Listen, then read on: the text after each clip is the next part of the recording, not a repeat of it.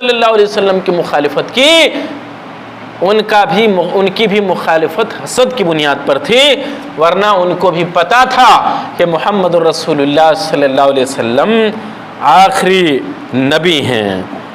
تو محترم حضرات، یہ حسد ایک بہت بڑی اخلاقی بیماری ہے، اور اس اخلاقی بیماری سے ہم کو نکلنا ہوگا۔ اگر انسان اخلاقی برائی حسد سے بچ نہیں سکتا ہے تو حسد کی بنیاد پر اس دنیا میں نہ جانے کتنے قتل ہوتے ہیں، حسد کی بنیاد پر اس دنیا میں کتنے خونریزیاں ہو رہی ہیں، حسد کی بنیاد پر اس دنیا میں نہ جانے کتنے برائی کے کام انجام پا رہے ہیں۔ اس لیے ہم کو حسد سے بچنے کی کوشش کرنا چاہیے، اور حسد جیسی اخلاقی برائی سے ہم کو پرہیز اور گریز کرنا چاہیے۔ اسی طرح سے برے اخلاق میں سے ایک چیز یہ ہے کہ جب ہمارے ساتھ کوئی آدمی دشمنی مول لیتا ہے، یا ہمارے نفس کو چھیڑتا ہے، یا ہم کو چھیڑنے کی کوشش کرتا ہے، تو ہم اسے بدلہ لیتے ہیں، اور بدلہ کئی گنا زیادہ لینے کی کوشش کرتے ہیں۔ اللہ کے رسول صلی اللہ علیہ وسلم نے ارشاد فرمایا، لیس الشدید بالسرعہ انما الشدید الذی یملک نفسہ عند الغضب۔ اللہ کے رسول صلی اللہ علیہ وسلم نے ارشاد فرمایا کہ لیس الشدید بالسرعہ، وہ آدمی بہادر نہیں ہے کہ اگلے کو پٹک دے۔ لیس الشدید بالسرعہ، وہ آدمی طاقتور، وہ آدمی شجاع اور بہادر نہیں ہے جو اگلے کو پٹک دے، بلکہ بہادر تو وہ ہے کہ جو آدمی غصہ کے وقت اپنے دشمن سے مدد نہیں، اپنے دشمن سے بدلہ نہیں بلکہ معاف کر دیتا ہے۔ یہ بہت بڑی اعلیٰ اخلاق کی دلیل ہے کہ ایک آدمی اپنے دشمن کو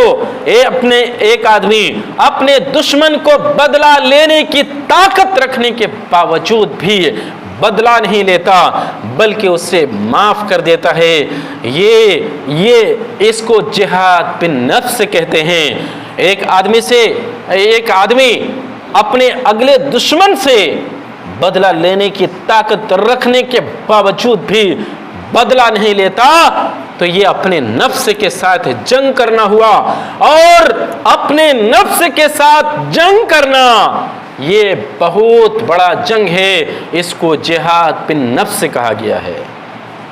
محترم حضرات، عام طور پر آج کے زمانے میں جہاد کو بڑا بدنام کیا گیا ہے، لیکن جہاد کئی طرح کے ہوتے ہیں، اور سب سے بڑا جہاد اسلام میں یہ بتایا گیا ہے کہ آدمی اپنے آپ میں اپنے نفس کے خلاف جنگ کرے، یہ سب سے بڑا جہاد ہے۔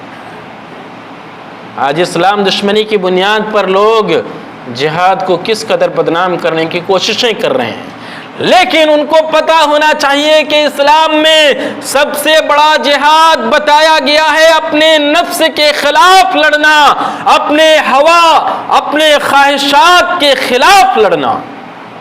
اپنے دل میں جو غلط خواہشات پیدا ہو رہے ہیں، اپنے دل میں جو غلط خواہشات جنم لے رہے ہیں، ان غلط خواہشات کے خلاف لڑنا، اس کو اسلام میں جہاد بالنفس کہا گیا ہے، اور یہ سب سے بڑا جہاد ہے۔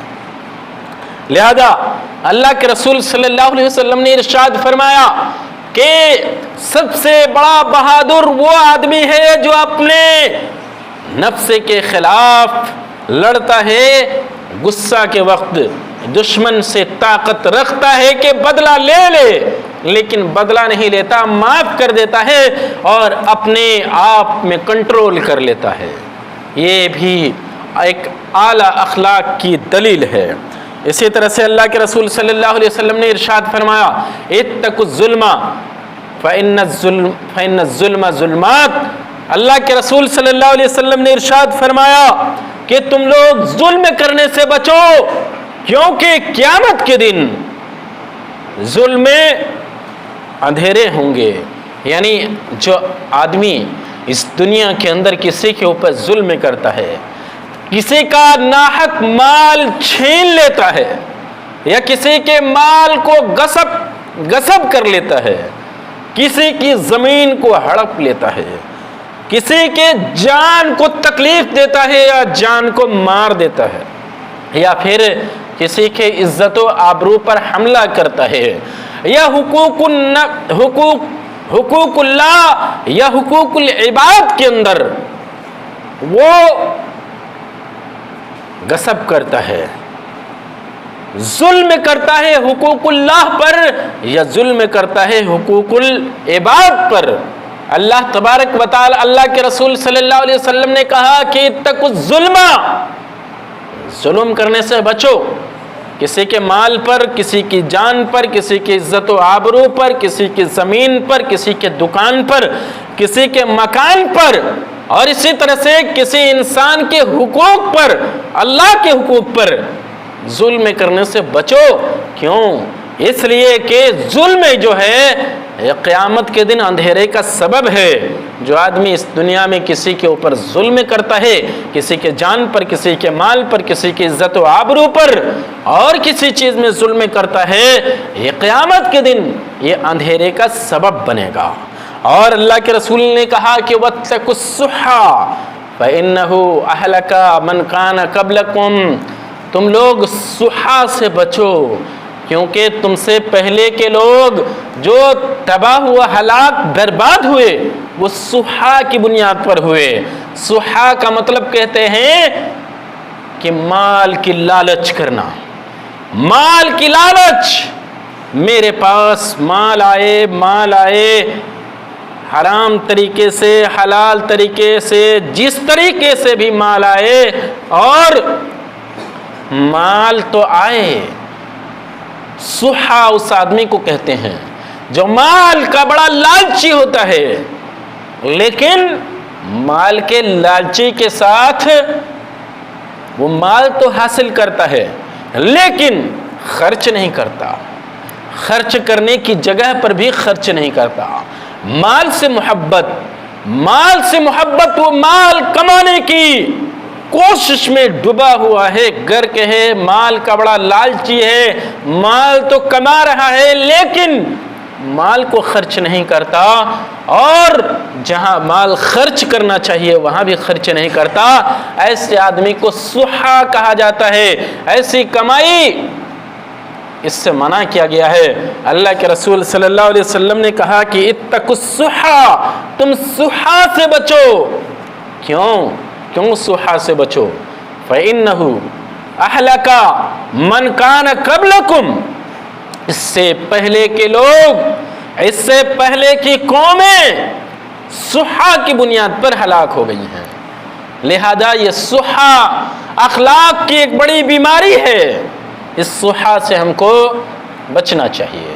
اور یہی سحا ہے، یہی چیز ہے کہ ایک آدمی مال کمانے کے چکر میں بسا اوقات خونریزی ہو جاتی ہے، قتل ہو جاتا ہے، اور پھر حلال اور حرام کی تمیز باقی نہیں رہتی ہے۔ اس سحا کی بنیاد پر حلال اور حرام کی تمیز باقی نہیں رہتی ہے، اور اسی سحا کی بنیاد پر زمین کے اندر فساد پھیلتا ہے، قتل ہوتا ہے، خونریزی ہوتی ہے۔ لہذا اللہ کے رسول صلی اللہ علیہ وسلم نے سحا سے ڈرایا، کہا کہ ظلم سے بچو اور سحا سے بچو۔ محترم حضرات، وقت ختم ہو چکا ہے، اس سلسلے کو اور آگے بڑھائیں گے۔ اللہ تبارک و تعالی سے دعا ہے، آج کے اس خطبہ میں جو ہم نے دیکھا کہ حسد ایک بہت بڑی اخلاقی بیماری ہے، اللہ ہمیں اس سے بچنے کی توفیق عطا فرمائے۔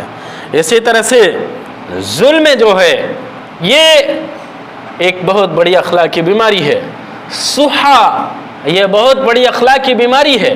اللہ تبارک و تعالی سے دعا ہے کہ اللہ تبارک و تعالی ہمیں ان سب اخلاقی بیماریوں سے بچنے کی توفیق عطا فرمائے۔ آمین. وآخر الدعوانا ان الحمد للہ رب العالمین.